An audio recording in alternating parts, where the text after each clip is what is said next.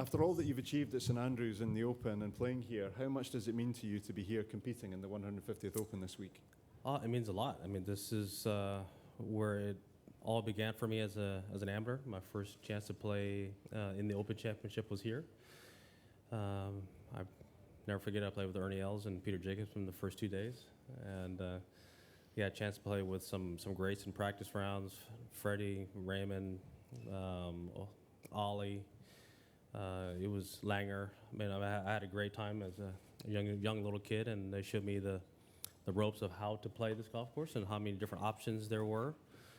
And it was eye-opening that how this golf course can play as easily as it can be played, and also as difficult it can play, and just by the wind changing, and obviously then when the tide changes as well. So just being here, I think this is my sixth Open Championship here, I think. Yeah, just to have that experience and just to have the ability to build play here at the Home of Golf is always quite special, and then to have won it twice is even that much more special. Okay, well, thank you. Well, we'll take questions. If you can raise your hand, we'll get a microphone to you. It's obviously a busy room. We'll start with where are we going here? We'll start with you at the front, please. Hi, Tiger. Yeah. How are you feeling in terms of your body, and how close are you to this being kind of as good as it gets? Well, my body certainly can get better, but realistically, not a whole lot. You know, it's been through a lot, and at 46, you don't quite heal as well as you do at 26. So yeah, it is what it is, you know, and just lucky enough to, in our sport, to be able to play as long as we are able to play, and you know, late into the 40s, and especially on links golf courses like this, you can contend into your 50s. You know, we saw Tom have it on his putter to win, you know, late in his 50s. So it can be done. It just takes a lot of knowledge and understanding how to play this type of golf, and you know, with the fairways being fast and firm, it allows, you know, players who are older to run the ball out there and have a chance. Okay, next question, Ian, front left. Tiger, just how different does it feel this time around, it being the 150th Open and with so much emphasis on history this week? It really does. It feels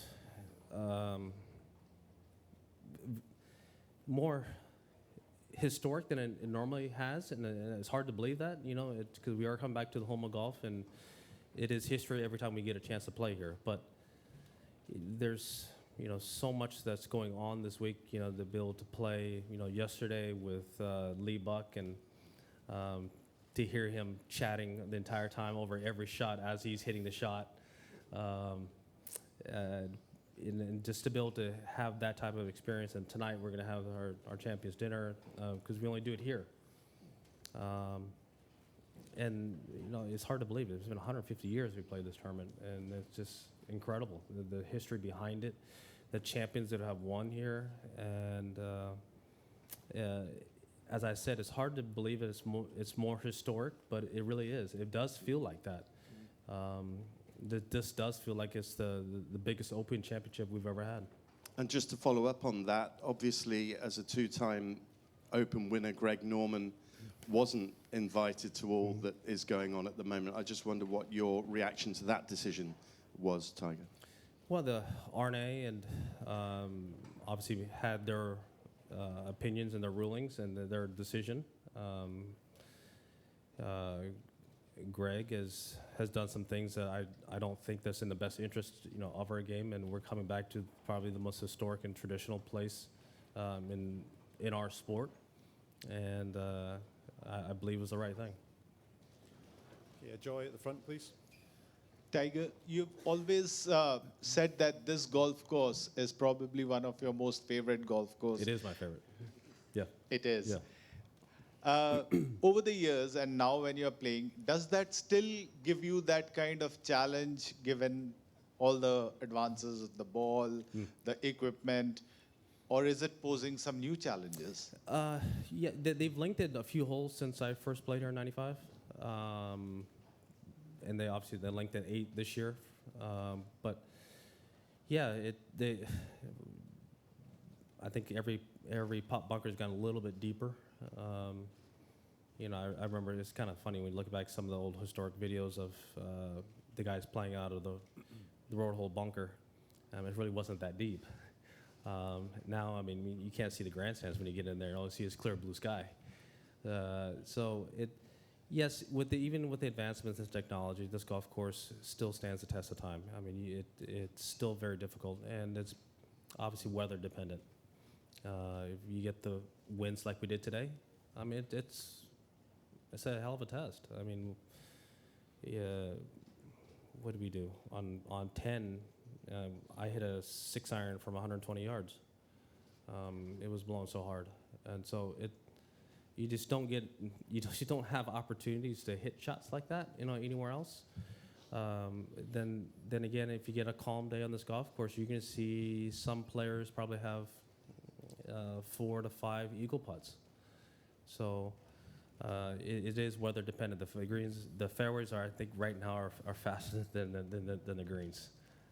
So it's funny when you hit some of the chip shots and some of the bump and runs. You have to allow more speed early and then play for breaks when it hit the green.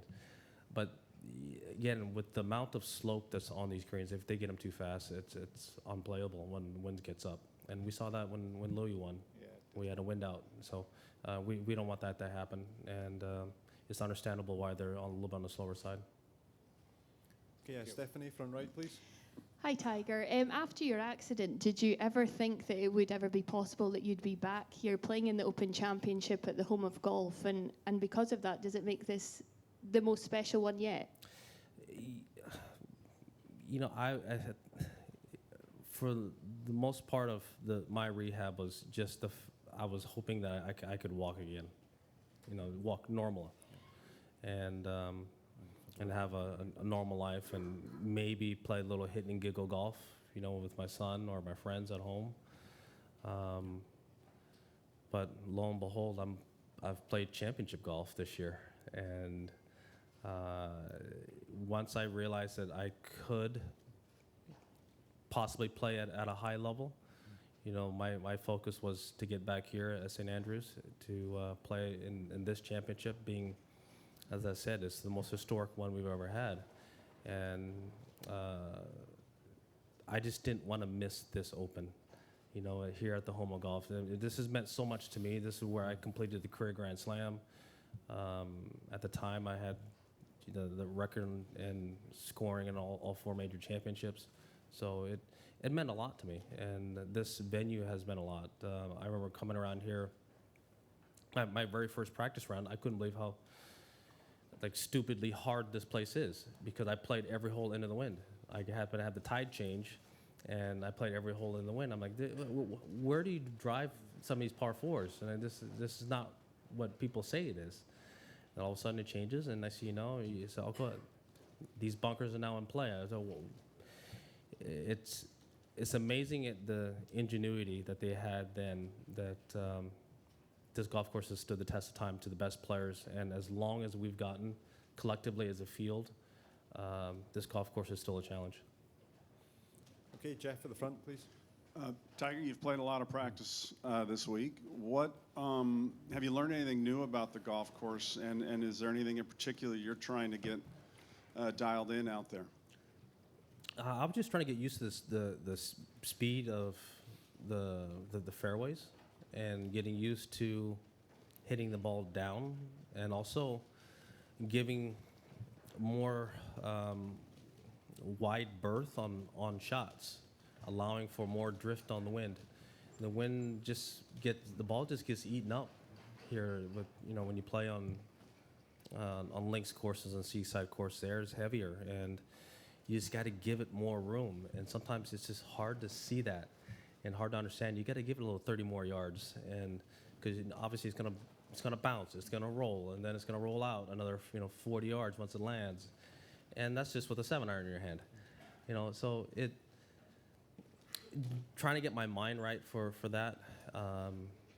I've been trying to do that, but the only way you can truly do it actually is to get out here and experience it. And today was good. It was good to play in this much wind. because I know the forecast isn't for this much wind for the rest of the week, but it was good to get my mind opened up for these type of golf shots that potentially I'm going to have to play. Okay, Mark at the front, please. Tiger, there's been a lot of photos on the bridge yesterday with the gang Yeah. and today with Erica and whatnot. Has it felt at all different because of where you've come from and because of the fact that we may not be here for another however many years when you go over that bridge? And secondly, what do you think your anticipation is of how you'll feel when you do walk over it for the last time on Sunday, for the week? You know, when I have a photo in my office when I first played my first practice round, and I have that in my office, me sitting there, and it means a lot. I mean, the history and then the people that have walked over that bridge, and I tell you what, I mean, honestly, now I got to be a little more careful with spikes on that bridge. I don't quite have the agility that I used to. Almost ate it today. So yesterday to have, you know, Lee and Rory and Jack, I mean, just stand there with them. I mean that's history right there. You know, those guys are. You know, I watched them play this Open Championship, waking up. You know, telecast would come out at 5 a.m. on the West Coast.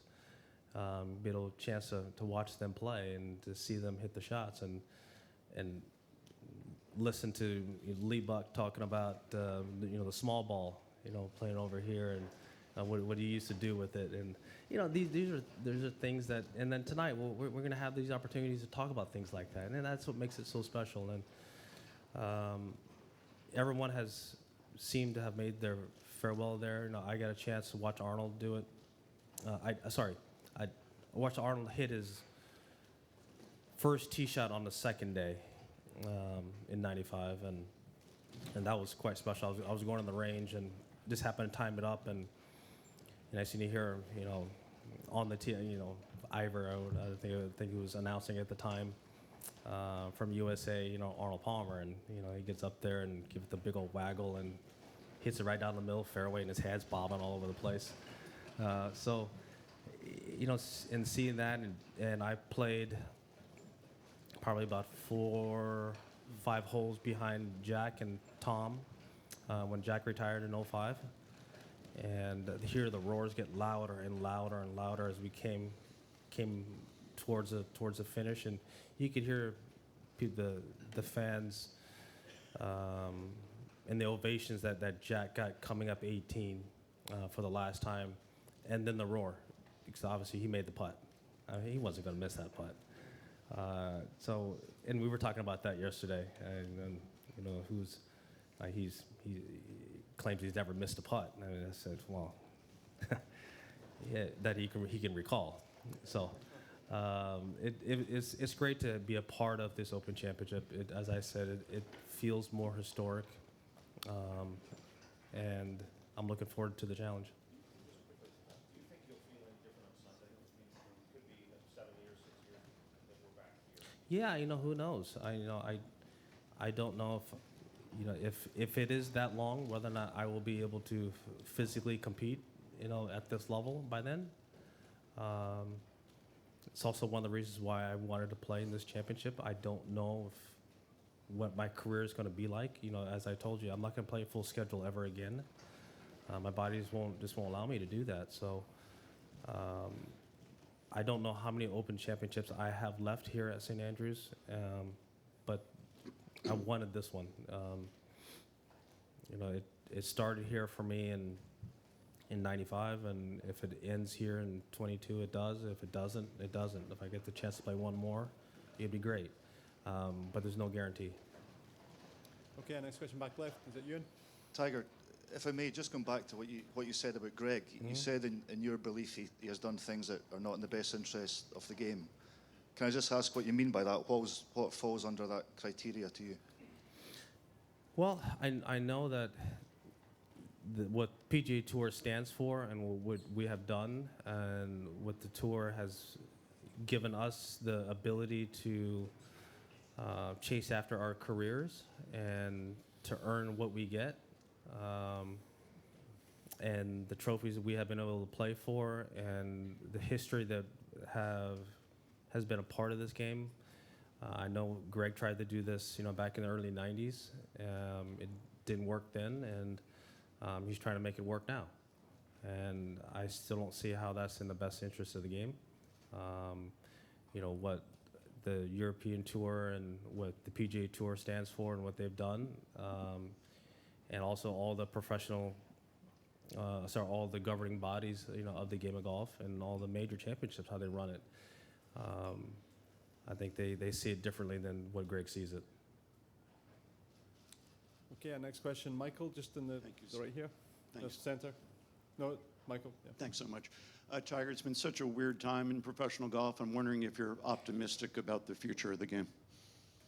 Oh, yeah, I am. I'm very optimistic. We're in the greatest golf boom ever, right now because of COVID. I mean, it's hard to, it's allowed us as a sport to get outside and be outside and to participate and do some physical activity and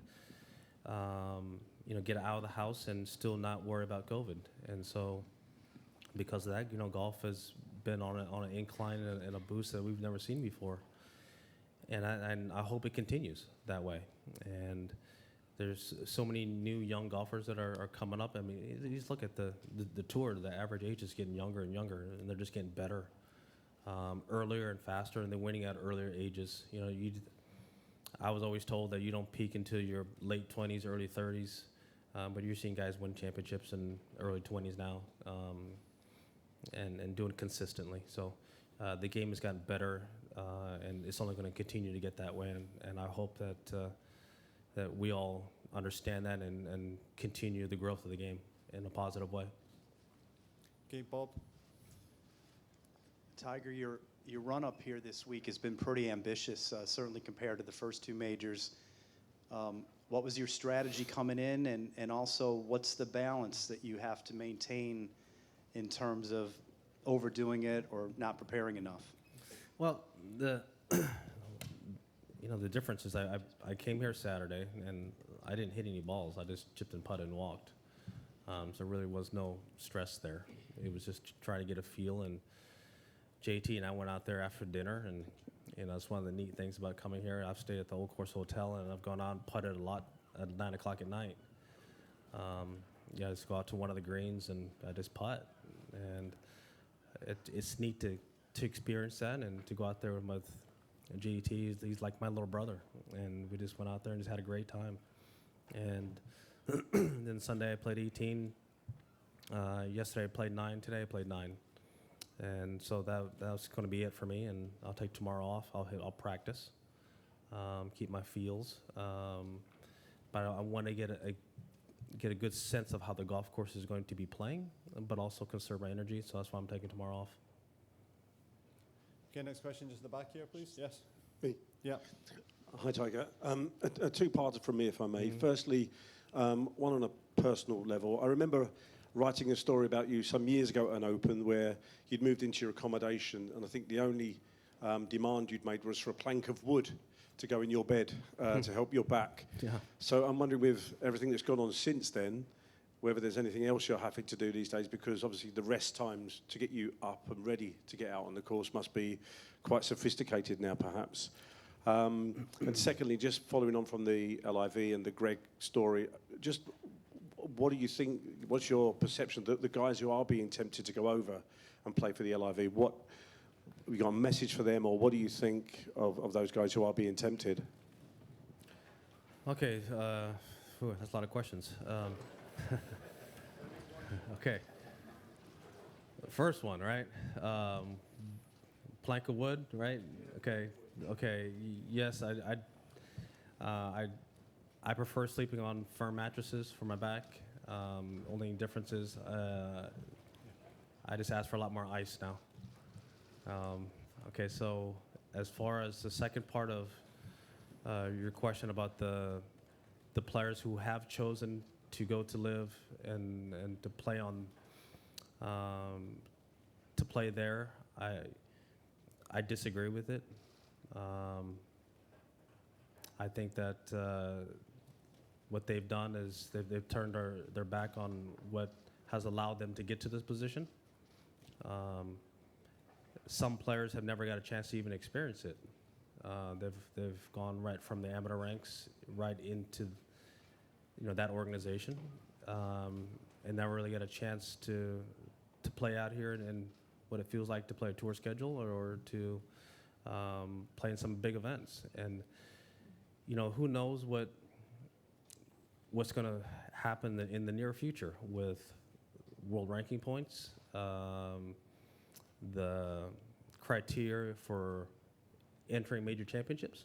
The governing body's going to have to figure that out, and some of these players may not ever get a chance to play major championships, and that is a possibility. We don't know that for sure yet. It's up to all the major championship bodies to make that determination, but that is a possibility that some players will never ever get a chance to play in a major championship, never get a chance to experience this right here. Walk down the fairways at Augusta National. I mean, that to me, I just don't understand it.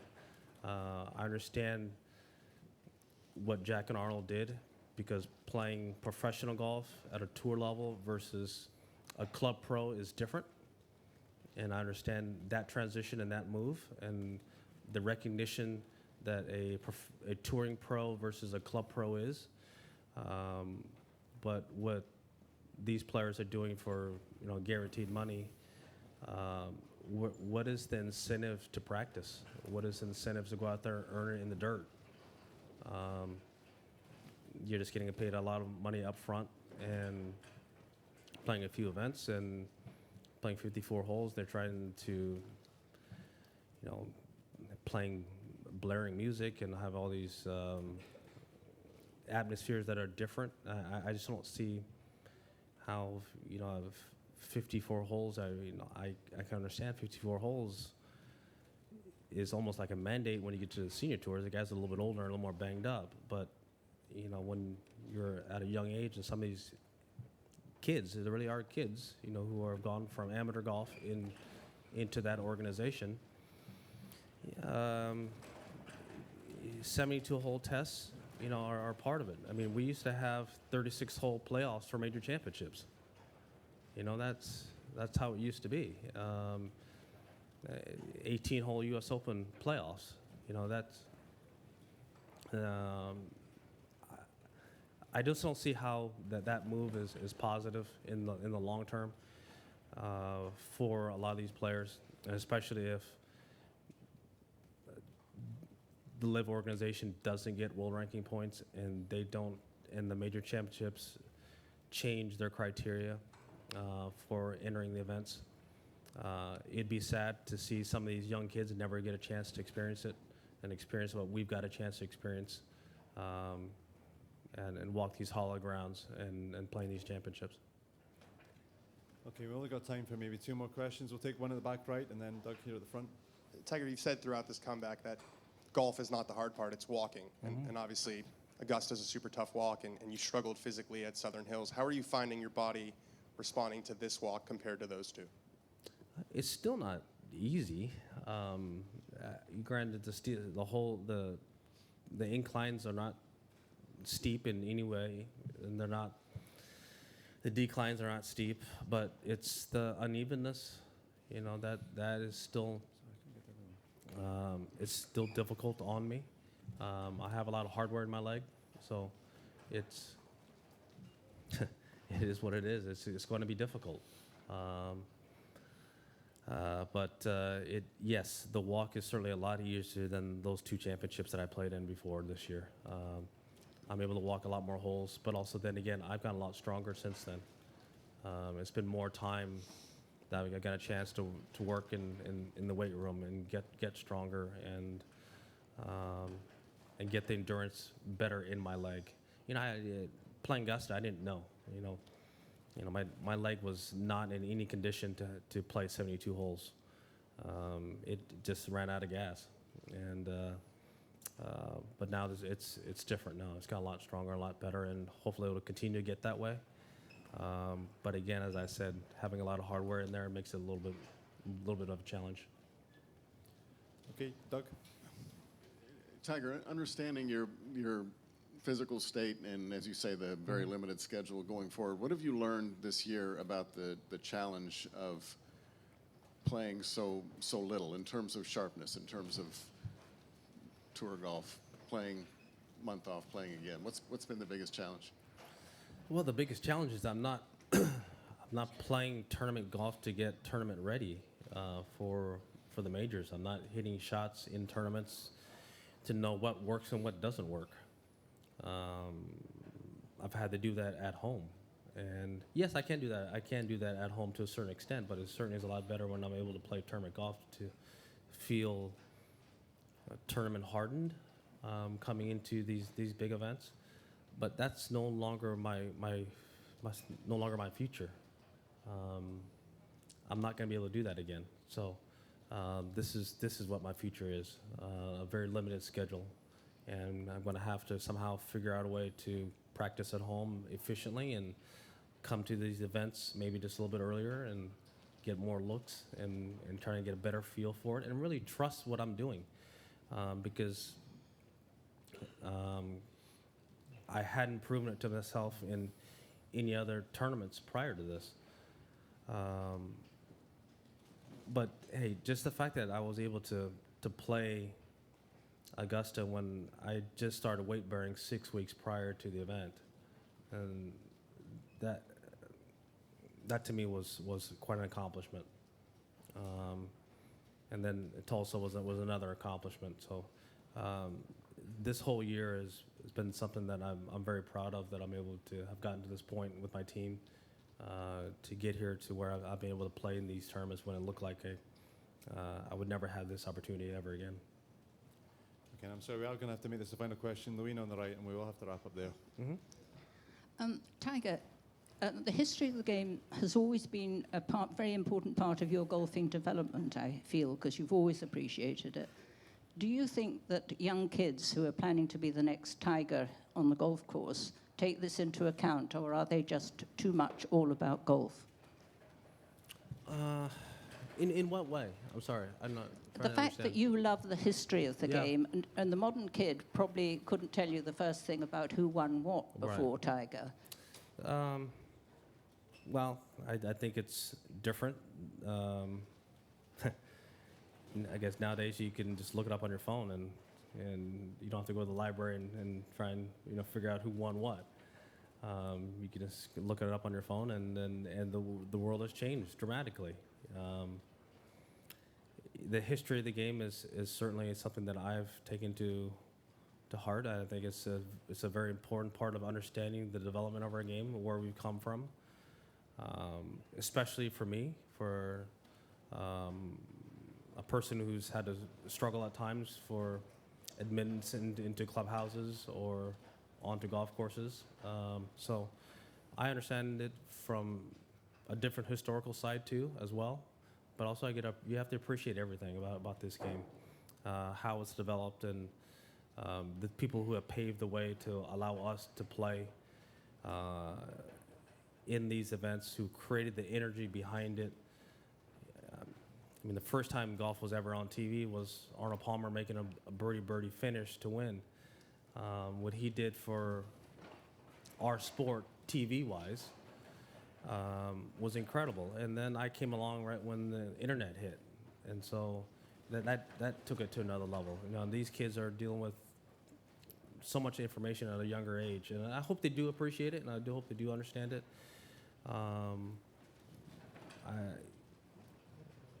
There's so many great champions that, like yesterday, for instance, that were out there, that I hope a lot of some of these kids were watching at home, got a chance to appreciate that, to see them playing out there. I mean, saw Bob Charles out there on 18 hitting. I think we won in 63 or something like that. So to be able to see that in person, I mean, live, God, it was just so special. And I just hope the kids appreciate that. Does your son appreciate the He past? does. He does. He understands the history of the game. because I make it important to understand where this game has come from, and also his heritage, where he's come from. He's come from a very mixed background, and so just understanding where you come from, understanding this game, how hard I had to work to get to where I was at. I had to earn it every step of the way. Nothing's ever given to you. You got to go out there and earn it, and I earned it through the dirt, and I'm very proud of that. Tiger, we appreciate you being here and taking the time. Thank you. Best of luck Absolutely. this week. Thank you. Appreciate it.